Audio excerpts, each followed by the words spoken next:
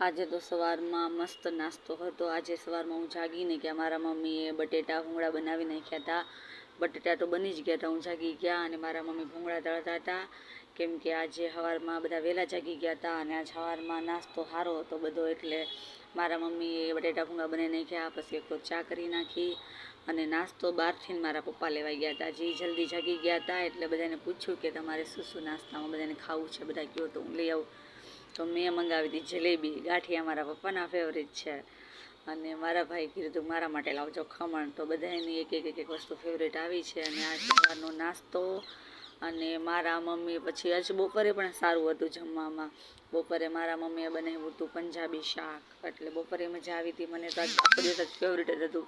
અને આ અમારા ઘરના બહારનો માહોલ, એટલું બધું અમારે પાણી ભરાઈ ગયું છે વરસાદમાં, તો પણ થોડુંક ઓછું થઈ ગયું, પહેલાં બહુ વધારે હતું। મારા મમ્મીએ જમવાની તૈયારી કરી નાખી।